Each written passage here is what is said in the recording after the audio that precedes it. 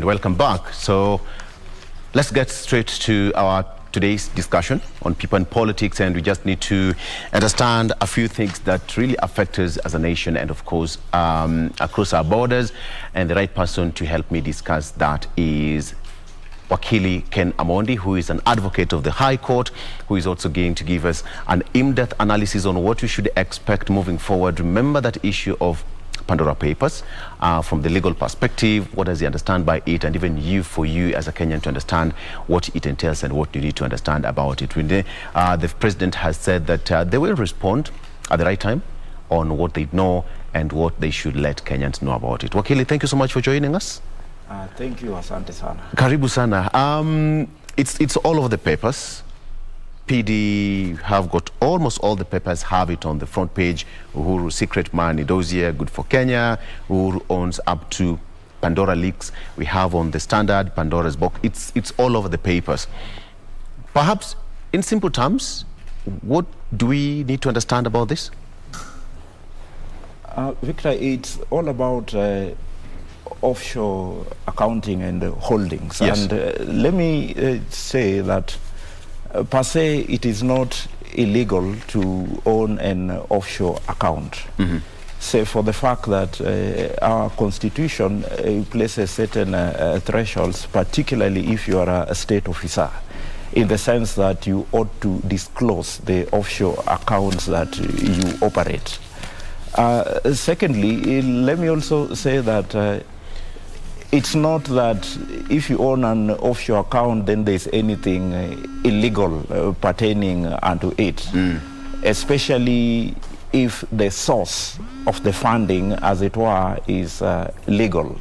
Yes. So that it would only be questionable if perhaps the offshore account is meant for purposes of hiding illegal proceeds, yes, as it were, from what can be described as state funds.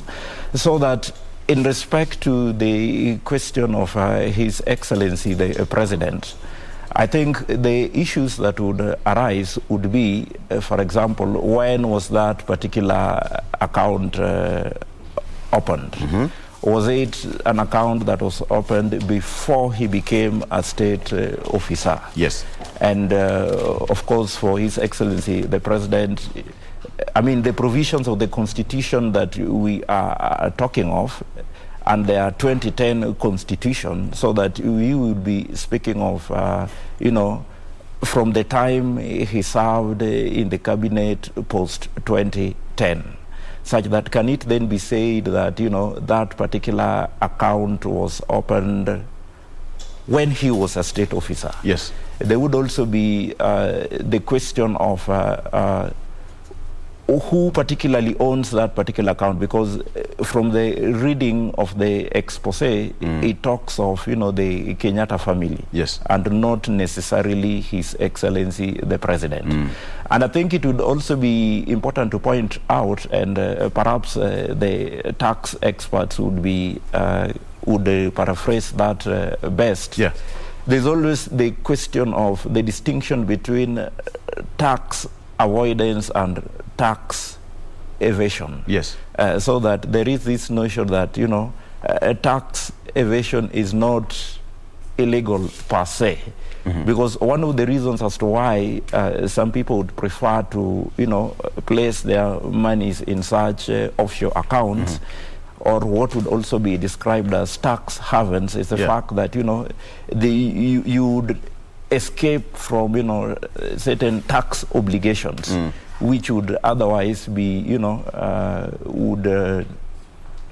which you will have to meet in jurisdictions such as Kenya, yes, such that you are safer in such tax haven, which give you that leeway and holiday, so that it would then be a wise decision for a smart investor or a smart business person to, you know, save in such jurisdictions rather than in jurisdictions such as ours. Of course, there would also be the question, and, you know, that's why it is paramount when it comes to state officers. There will be the question of, I mean, in a country where we are saying that, you know, we borrow to finance even our budget, then what would be the ethical ramifications if a state officer in such circumstances ends up, investing his monies in such tax havens, yes. whose implication is that in such countries, yeah. because you have invested your money there, and of course it's for a long period of time, there is a sense in which that particular country would then use that money to invest, in public affairs that would then benefit the citizenry in that particular country, unlike in your country. The reason why I'm asking this question, Wakili, is that perhaps somebody would need to understand that the whole issue, because it's all over the newspapers. When you look at all the 4 local dailies, I have the Star, the People Daily, the Standard, and the Daily Nation. It's all fleshed out. It's making the headlines, and the president says that we can account for our offshore billions. So let me make me understand this. So does it mean that when you have an offshore account, it is not illegal to have one? It is not illegal. Operating an offshore account is not illegal. And that's why you find that there are specific jurisdictions which have, I think that these countries which have taken advantage of the fact that, so many countries heavily tax their citizens, and so that they have provided that leeway, and they've been identified as tax. I mean, they have been classified as tax holiday zones, so that then those who have their monies can feel comfortable to invest there. What would be described as tax avoidance, which I said is not illegal. Tax evasion, which is not illegal per se. Yes. Because those are countries, and that is how they operate. That is how their tax regimes operate. So that if you choose to invest there, it cannot amount to an illegality. The issue would only be if what you are investing there are proceeds of crime. Yes. That's how I get to understand it. So because people are saying the whole notion out there is the whole leak is out, the investigation is out, the investigative piece is out. So people are now trying to portray as these are proceeds of crime, corruption, theft, loot, and what have you. Perhaps who can actually invest in an offshore account? Anybody can invest in an offshore account, so long as you are able, right? Even myself, I can. I can invest in an offshore account because as it stands, I mean, remember, I'm also not even a state officer. So that if I feel that the tax regime within Kenya is so, taxing and penalizing, then nothing stops me from investing my money in a tax haven somewhere. It's allowable. There's nothing illegal in that. So it's not necessarily proceeds of crime and corruption? It's not necessarily. Actually, the only issue would be if you are taking advantage of the tax havens, given the fact that they operate in secrecy to, as it were, stash public funds in such accounts. I think that is when a red flag would be raised. So in this case, perhaps Kenya should not have anything to worry about, because when you talk about the Kenyatta family, it's big, it's not an individual. So we can talk of they've been running business, because everyone should, can run a business. You own a plot there, a plot here, and some other things here and there. So if you're running a business, then you're getting your revenue. Actually, from where I stand, this is what I would say, and especially in respect of the Kenyatta family. Look at Brookside alone, and even what they make in a day, in a month, in a year, a time frame of even 5 years. The 3 billion you're talking of would be peanuts. And I'm talking of money genuinely made. Yes. Yeah. So that, I mean, from the perspective of saying that the mere fact that you are running an offshore account means that you are hiding or you are stashing away illegally acquired, funds or funds out of public proceeds, then, I mean, that would not be an automatic inference insofar as the Kenyatta family is concerned. Knowing the businesses that, they operate, out of which I would want to believe raising 3 billion shillings would not be a big issue. I think we are making too much out of it. So perhaps you can just conclude that even most businessmen out there, most business people, they do operate offshore accounts. People do it. People do it. People do it. The only issue would be if you are taking advantage of it to stash away public funds or illegally acquired monies. But if it's just legit, then it's okay. It's okay. And that's why the tax havens are there anyway. Okay. Yes. All right. I think we should just leave it at that. It was just important to open that so that we can understand from the legal perspective what offshore account is, whether it is illegal. And, I can also open one. Why not? Wakili can also open one. But hey, there is a mark for you to open at least 50 million shillings for you to start an offshore account. So if you're worth 50 million shillings and above, then the law allows you perhaps just to start one. And matters of investigation, the way he said, whether the proceeds, whether the money that you're putting there is a proceeds of crime, corruption and what have you, that's now what should form a basis of investigations. Let's leave it at that and see how it pans out. Okay, so fuel prices are soon coming down. And I'm speaking from, let me put this way, Kenyans have suffered for the last 1-2 weeks or so because of the high fuel prices. And you are one of the lawyers who raised a matter in court because of all this. First of all, perhaps you can just take us back to what took you to court, Wakili. Victor, there is one issue that is really deep in my heart. Of course, given the fact that we fronted the matter at the High Court, Milimani, through the Ufanisi Center. What actually drove us to court was the fact that Kenyans across the board were complaining. There was this hue and cry over the increment in fuel prices, particularly after the announcement by IPRA. That was on 15th of September. They ordinarily announce new fuel prices on the 15th of September. And, from that time, we had the, it's called what? The prices in terms of fares increasing, and of course it's got the ripple effect throughout the entire economy. Of course, what now took us to court most specifically was the fact that in addition to the increment that occurred on the 15th of September, there was the aspect of excise duty, which was to be adjusted by the Kenya Revenue Authority from the 1st of October 2021 to reflect, in inflation. So that when we went to court, of course, we sought interim conservatory orders, which were granted, stopping the entire process, and we shall be going back on the 12th. But of course, we are happy that in the interim, a lot of issues have been, a lot of steps have been taken by the requisite institutions. In fact, in the matter that we filed, one of the parties that we included was the National Assembly. Because our position was that in the end of the day, it is parliamentarians who are at the core.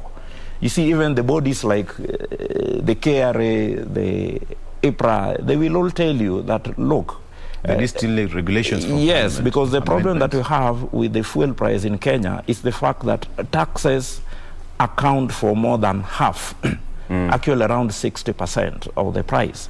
And remember, taxes per se are legal.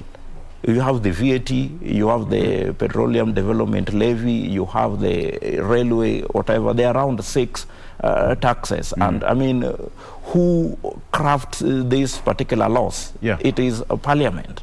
So that it then behoves a parliament to sit down and come up with a formula through which they can either reduce some of those taxes, do away with some of those taxes if need be. And I want to believe that's what they're doing now. At least I've seen in today's papers that the Finance and Planning Committee of the National Assembly has come up with a raft of proposals, amongst others being the reduction of the VAT from 8% as it stands now to around 4%. There is also the proposal to reduce the excise duty and, of course, the others. And I think that would be a welcome decision to Kenyans, so that if that will then be done, then there's a sense in which, from a policy perspective, it will then be possible to reduce the price of fuel. Because, like I've said, if you look at it clearly, taxes account for more than half of the landed price. So that the moment you reduce the taxes, automatically you reduce the price of fuel. Had it been affected, what would have been the end result to the common mwananchi going at the fuel station? Definitely there will be an increase. They're talking of around 8 shillings. Yes. Yes, that is in respect of the excise duty. Yes, adjustment. Yeah. And so, as it stands right now, how has it given a reprieve to to our pockets and the common mwananchi in terms of excise duty, the VAT, EPRA, and all those figures put together? You're asking in terms of how has it helped the common mwananchi before? The excise duty, or what the parliamentarians are doing? The excise duty. For the excise duty, as we speak, it has not been effected. It was to be effected as from the 1st of October. Until you got the conservatory orders. And yet we got the conservatory orders on the 28th, I think 29th, yes, so that as it stands, it's not effected. Yes. What is the reaction out there? Of course, Kenyans are happy. Kenyans are happy, and I believe, and I think that really needs to come out. When we filed that application, we also included as part of our documentations, positions and presentations from various stakeholders. Not just in as much as the persons that we represented represent what you'd call the common mwananchi. Yes. But then there are representations from other organizations. We are talking of the business community. We are talking of petroleum marketeers. We are talking of the likes of it's called what? The Manufacturers Association, who had actually, in a brief to the Kenya Revenue Authority, advised against the application of the excise duty adjustment from the 1st of October, bearing in mind the implication on the same to the overall economy of the country. So that, in a sense, what we are saying is that in mooting that application, we were just not representing what the feeling of the ordinary Kenyan is, but also we are talking of the business community, we are talking of the manufacturing class, we are talking of various tax experts and economists who had given a brief and presented to the KRA against that particular purported increment of prices based on adjustment of excise duty. Wakili, I'm looking at the newspaper here, and part of the report says that, let me just get it right. Munye says that CS Yatani responsible for high fuel prices. He said that Treasury holding on to 24 billion shillings in subsidies. So let me just put it in perspective. Petroleum CS John Munyes has blamed his National Treasury counterpart Ukur Yatani for the high fuel prices that have sparked protest from Kenyans. Munyes said he told the Senate committee, that is Committee on Energy and on the committee, that the Treasury has declined to release 24 billion shillings from the Petroleum Development Fund that would be used to cushion Kenyans against high fuel prices. So we are paying something that ought to have been paid for by the Treasury. Actually, Victor, you realize that in our petition that we filed, that was one of the issues that we wanted addressed. Because one of the problems that we have is that in as much as there's that fund, the Petroleum subsidy, or they call it Petroleum Stabilization Fund, that was expected to be formed. Yes. And it is such that all the monies that accrue from the Petroleum Development Levy Fund are ordinarily wired to this particular account. Yeah, and the purpose is to stabilize prices in scenarios such as we are finding ourselves now.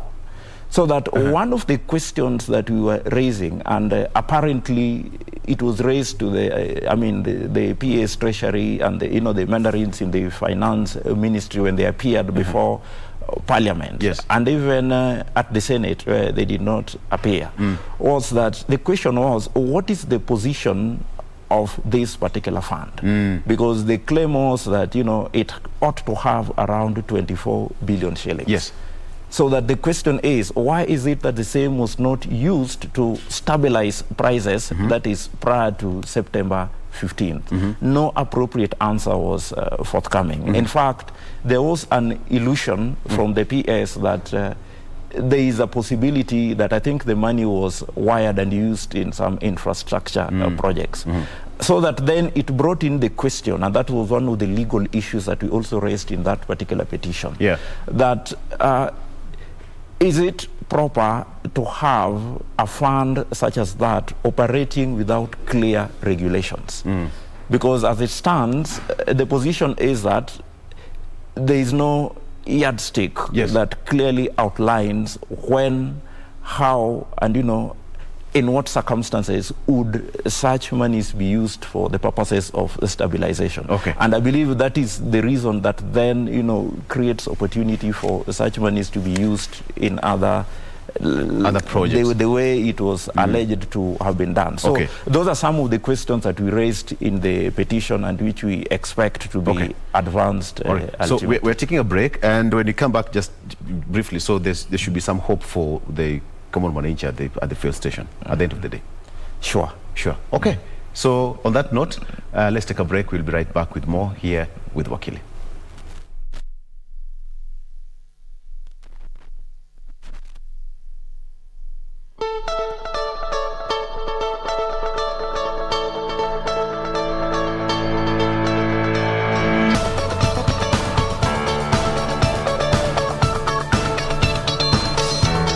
With Wakili here, and Wakili, first of all, are you a registered voter?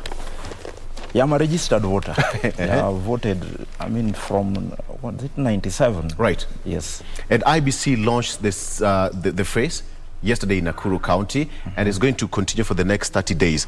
They are focusing to at least register 6 million new voters. Are they likely to hit this target? I think one of the major challenges that the IBC is bound to face is the fact that they are saying there are around, I think, 1.7 million Kenyans who have not yet picked their identification cards.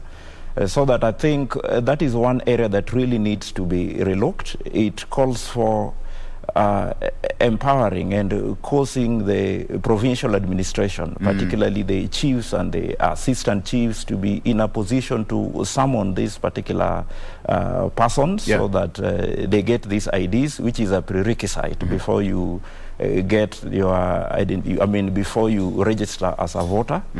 Of course, I know there is also this challenge which was raised by the IBC in terms of the funding. There is this position that if you look at what they had budgeted for, I think they budgeted for around 4.5 or thereabouts. 40.9 billion shillings. 40.9. Yes. And how much were they given for this 24. Exercise? 24. Yes. And I believe that for this particular exercise, they were given 1.3 instead of 4 billion. So I think that would also be another challenge that they would face. But be it as it may, I think I would call upon Kenyans, the people of Kenya, because in the end of the day, in as much as the IEBC has got its constitutional mandate, but you as a Kenyan, you are also a duty bearer, and you are under duty to ensure that you register as a voter, so that then you play your role in terms of choosing the sort of leaders that you believe would best reflect your aspirations. Yes. Perhaps you've talked about the challenges, because yesterday IBC says that the money that they have requested from the government is not quite sufficient for them, and therefore now they're running out to go and get money from the foreign aid and the donors. But then the government says that, hey, if you want to get that money, well and good, but you'll have to get a prefect to negotiate on behalf of the government. IBC is an independent body, and we are likely to see more scores between the independent body and the government moving forward. How will it affect the general election moving forward to 2022?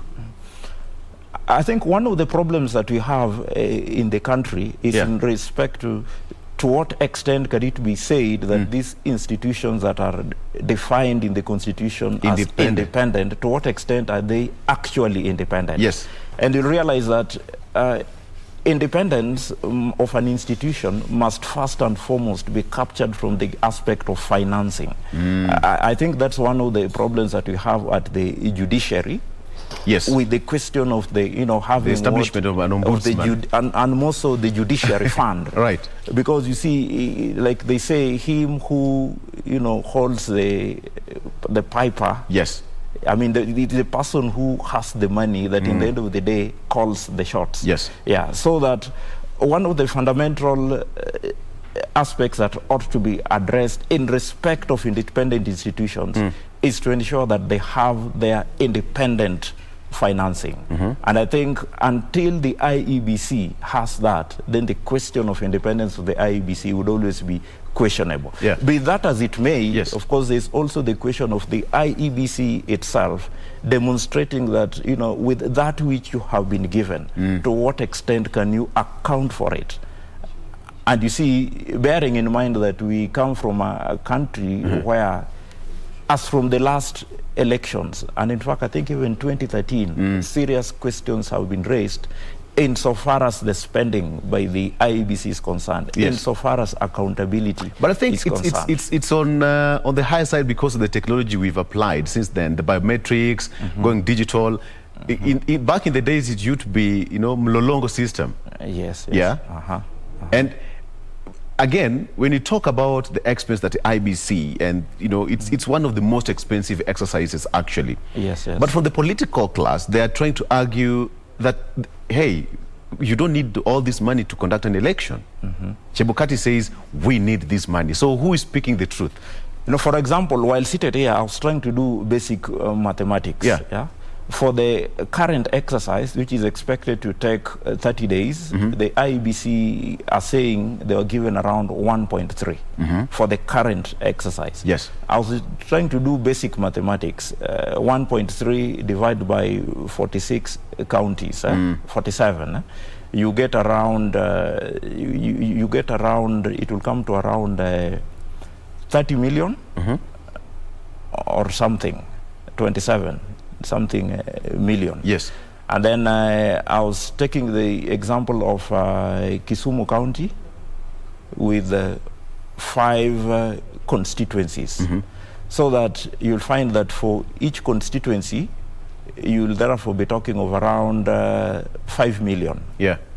5 million, the 5 constituencies, or a constituency in Kisumu County, for example, Kisumu Central has around 5 wards. Yes. So you're talking of around 1 million per ward for 30 days. I mean, I really do not think that would be enough given the struggle. I mean, you've not talked of the red tape, I mean, what it undertakes, the planning and such for the logistics for such exercises. So that really, I think that we have a problem there insofar as the financing is concerned. So perhaps it's just deliberate to clip the wings of IBC financially.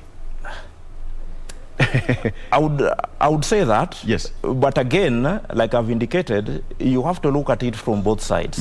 From the perspective of the IBC, have they also manifested a proper accountability insofar as the funds that they are given have been spent in the other elections? Because you see, that probably would also inform the position by parliament to allocate them that which they Even were from the allocated. last election. Exactly, because, you know, if you cannot account for 100 shillings, why should I give you 1,000 shillings? So Yes. those are the questions that we have to deal Are with. Kenyans motivated to go out there and vote? The mood on the ground? I would say yes and no.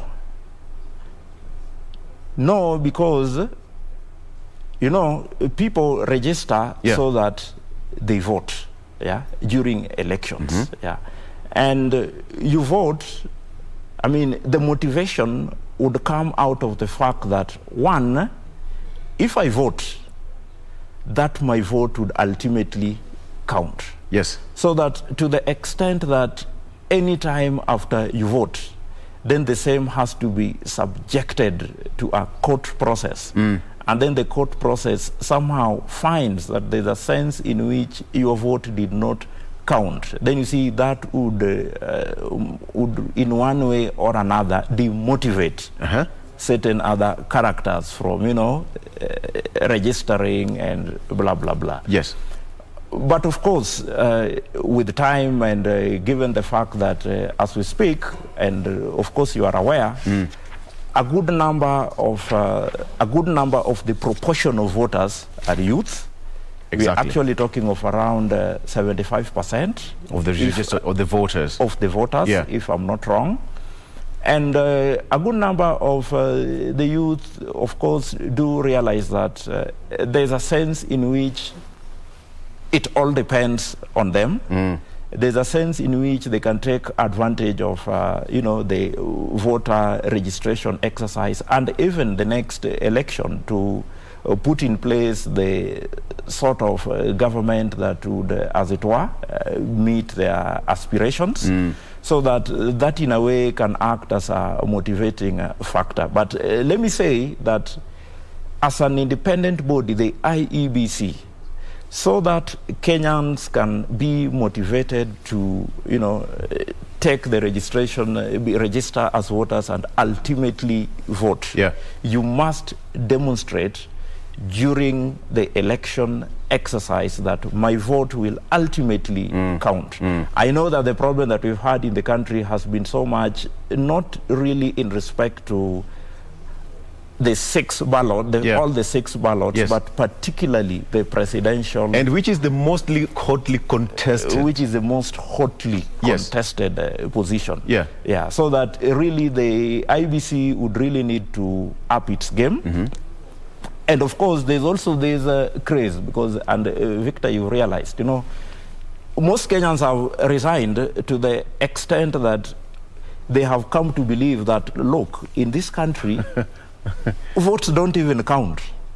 Exactly. That what counts is actually having the system. It has reached a scenario where even political leaders and senior ones have gone public to confess to that extent, which I believe is really dangerous. In fact, somebody said that democracy. Election in Kenya is not about the ballot and box. It's about a boardroom affair. Exactly. How that works happen, I don't know.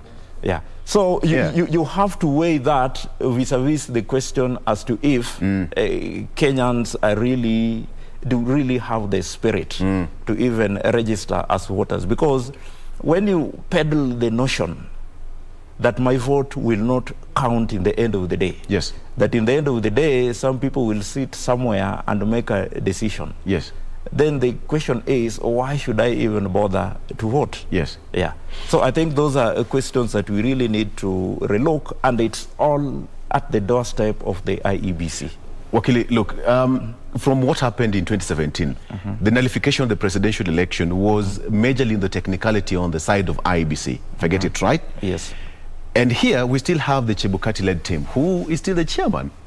Perhaps somebody would argue that that is Chebukati and his team, must be scratching their heads to prove to Kenyans that they're equal to the task once again, based on what happened in 2017? The credibility test now. Actually, it's a serious credibility test. and which must also be looked at from the context of what is described as institutional memory in terms Yes. of management of public affairs. You will note that after the contested elections in 2007, there was the Justice Kriegler Commission. And part of the recommendations that the Kriegler Commission made was that at least 12 months to the holding of a general election, we ought to have a fully fledged commission in place.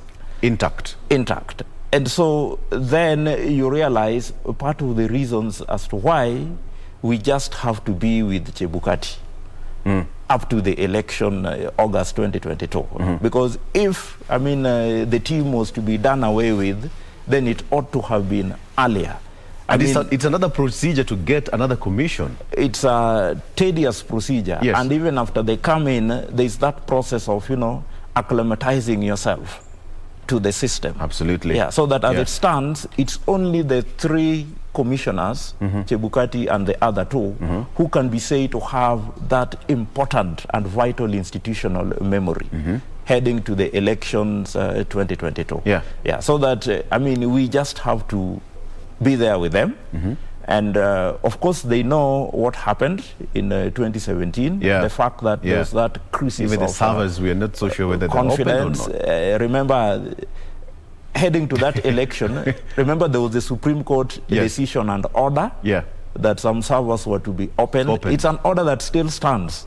It has not been complied with to date. And we are going in to fact, the one of the cycle. questions that I always pose, and I know it may arise, assuming we'll have a presidential election petition, the fact that if the Supreme Court gave an order in 2017 and it has not been complied with by the IEBC 4 years later, 4 years later, assuming also by the time we'll be having that presidential election petition in 2022, then would the IEBC be granted leeway to be heard before the Supreme Court judges, given that by that time they would still be acting in contempt of a valid order of the court?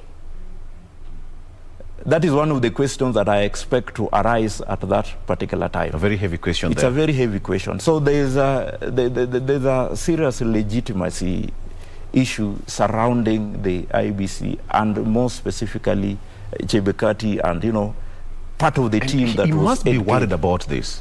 Of course he is, as an individual. He must be worried about it. Because the courts will still go back to the history. We want a report. The petitioner did not come back and tell us, the servers were opened, we are satisfied with all that, and here we are, another presidential election petition has been filed before the Supreme Court. And then Yes. take it like this, and this is a scenario that I'm imagining. Someone will be declared by the IEBC as the winner in that particular election. Of course, someone else will contest. Right. That is the number 2. Right. Yeah? Papers will be filed. The only body that is expected to validly, to explain how the election was carried out in terms of the nitty-gritty is the IEBC. So you can imagine a scenario where the IEBC can then now not be allowed to participate.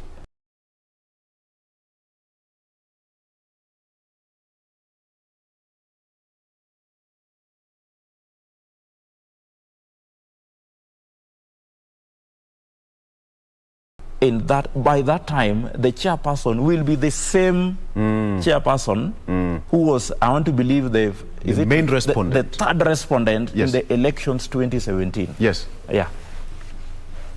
So it's a big question mark, but let's wait and see how it will pan out. Okay, moving forward.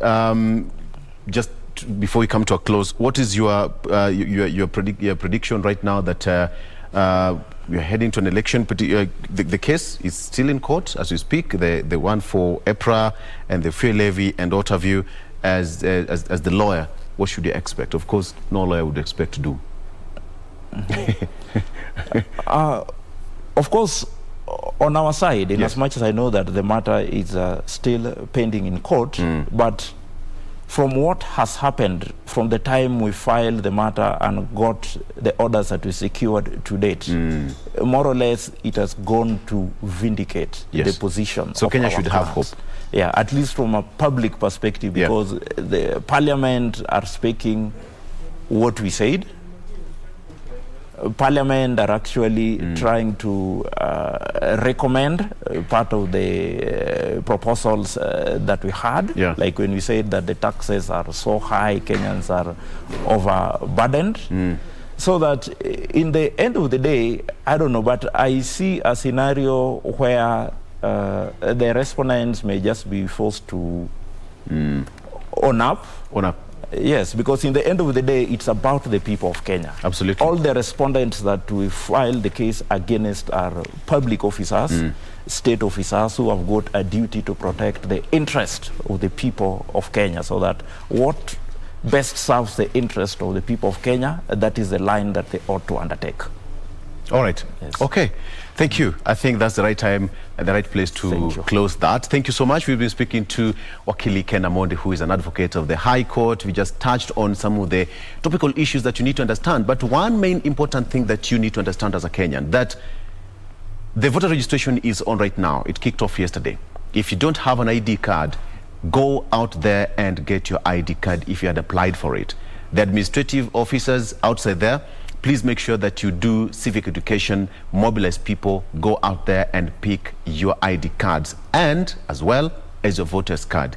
That is the only thing that you can do as a democratic Kenyan. We're taking a break. We'll be right back with more. My name is Victor Oloo.